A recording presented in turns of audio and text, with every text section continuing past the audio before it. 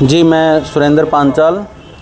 जैसा कि आपको पता है, पिछली 28 तारीख को बैकवर्ड समाज ने रोहतक में प्रदर्शन किया था। 4 जो हत्याएं हुई हैं प्रदेश में बैकवर्ड समाज के लोगों की, और एक जो गद्दीखेड़ी गांव से जो कि समाज के घर में घुस के जो मारा गया।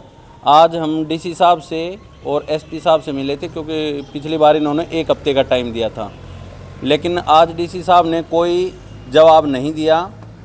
सिर्फ ये कहा कि हाँ ठीक है, देख लेंगे। तो 1 हफ्ता उस दिन प्रदर्शन था, 1 हफ्ते का टाइम दिया, आज तक कोई कार्रवाई नहीं हुई है किसी भी केस में। फिर एसपी साहब से भी हम मिले तो एसपी साहब ने ये कहा कि एक मदीना गांव में 1 गिरफ्तार कर लिया है और दूसरे में भी 2-3 गिरफ्तार कर लिए हैं। ऐसा नहीं होगा कि जिसके भी नाम तुम लिख के दोगे उसको गिरफ्तार कर लिया जाएगा। हम इंक्वायरी करेंगे, जिसका हमें लगेगा हम उसी को गिरफ्तार करेंगे, तुम्हारे कहने से गिरफ्तार नहीं करेंगे। तो ये एसपी साहब ने जवाब दिया है। और अब आगे महेंद्र जी बताएंगे। जी देखिए, हमने 28 तारीख को प्रदर्शन किया था और डीसी साहब ने हमारे को आश्वासन दिया था हम 1 हफ्ते के अंदर कार्रवाई करेंगे। लेकिन यहाँ के प्रशासन की, यहाँ के डीसी की, यहाँ के एसपी की कोई तमन्ना नहीं है इन कमज़ोर पिछड़ी जाति के लोगों को न्याय दे। और फिर हमने सारी बातें बताई उनको, मगर एक टोली में मार दिया, उसमें 11 आदमी इन्वॉल्व थे। आज तक 7 आदमी गिरफ्तार करे, बिला बाकियों को गिरफ्तार कर लिया जाएगा। फिर हमने कहा मदीना में, मगर जब पीड़ित परिवार होश हवास में नहीं था, 1 आदमी की गिरफ्तारी करी।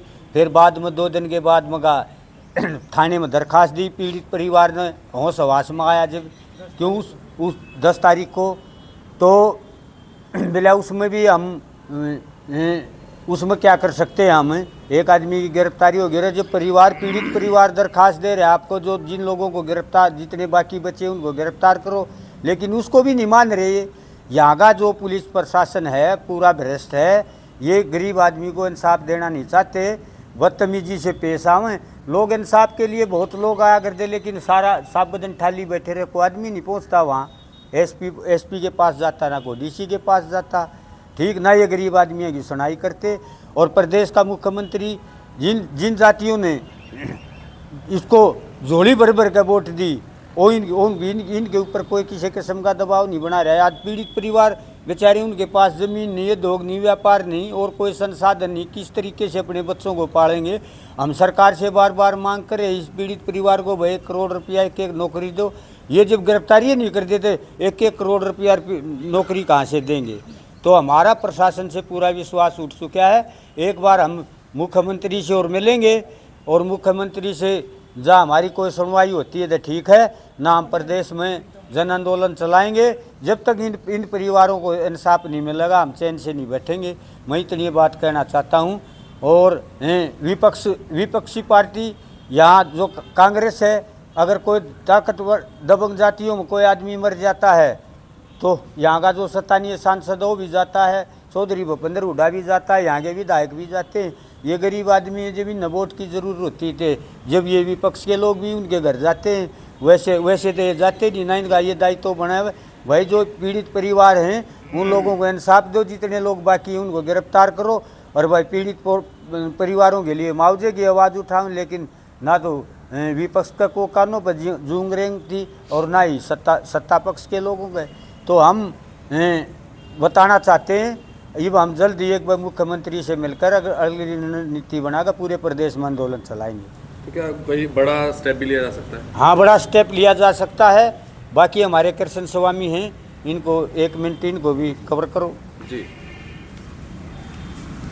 क्या आगे की रणनीति क्या है? आगे की रणनीति यह है जी, जो हमारे बच्चों का कत्ल किया है इन लोगों ने, और जो कत्ल जिनके सामने होया है, माँ बाप के, चाचे के, ताऊ के, भाई के, वो लोगों ने थाने में दरखास्त दे दी कि इतने लोग हमारे बच्चों का मर्डर करने में ये लोग शामिल हैं। वे सभी लोग गिरफ्तार होने चाहिए। उनमें से एक भी छूट गया तो वहाँ का जो SHO है जिम्मेवार, हम उसके खिलाफ इत्गासा दायर करेंगे। हम छोड़ेंगे नहीं कि हमने न्याय चाहिए। शासन और प्रशासन को नीचा दिखाना ये हमारी मंशा नहीं है। हमारी मंशा है न्याय लेना। न्याय अगर शासन प्रशासन देगा तो बड़ी खुशी की बात। हम पिछले हफ्ते 28 तारीख को डीसी साहब को मेमोरेंडम दे के आए थे, हमने दिक्कतें बताई थी, इनको गिरफ्तार करो। और आज डीसी साहब ने कोई बड़ी यही बात नहीं करी हमारे साथ, जो सरकार की तरफ से इनको बिठा जा रहे आमजन की सेवा के लिए, वो सेवक नहीं है, ये व्यक्तिगत जिम्मेवार बनकर बैठ गए, चाहे जिसने न्याय देंगे चाहे जिसने ये न्याय देंगे नहीं देंगे। हम फिर गए एसपी साहब के पास, हाँ एसपी साहब के पास गए। एसपी साहब ने मगा जी न्यू हमारे आदमियों को, इनको मतलब जो हमारे आदमियों का मर्डर कराया कत्ल कराया है उनको गिरफ्तार करो। न्यू बोला एक कर लिए, दो कर लिए। मगा जी जो जितना ने मर्डर किया है, जितना कि हमने नाम लिखे हैं, उनको सबको गिरफ्तार करो।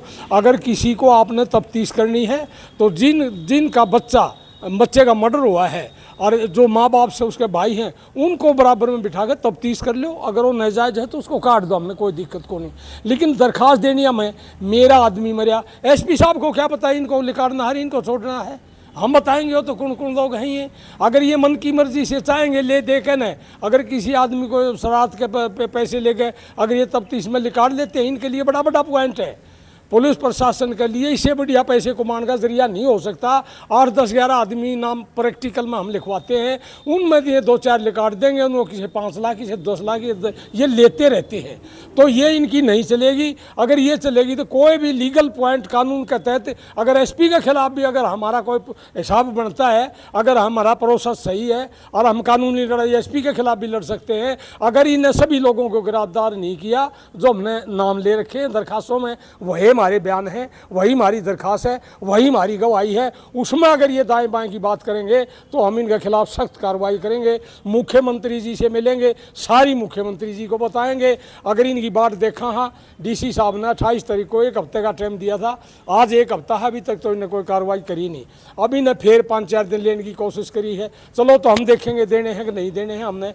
हम हमारी मीटिंग बुला गए, अगर ये न्याय मुख्यमंत्री जी कर दें ठीक है, नहीं हम हरियाणा में गांव घूम के गली गली घूम के प्रदेश स्तरीय अति पिछड़े वर्ग की एक बहुत बड़ी रैली करेंगे जींद में, ताकि मतलब ये प्रशासन का और शासन के दिमाग में ये आ सके कि तुमने पिछड़े वर्ग के साथ चोरी की है, छीना जब्ती की है, बदतमीजी भी की है, और उन लोगों का साथ दिया जिन हमारे बच्चे मारे हैं, उन लोगों का साथ वो तड़प रहे हैं उनके परिवार, आज उनके घर में कोई कमाने वाला को नहीं। तो इन लोगों ने कम से कम जायज़ लीगल शर्मानी चाहिए और इन हमारे को न्याय देना चाहिए। धन्यवाद, जय हिंद।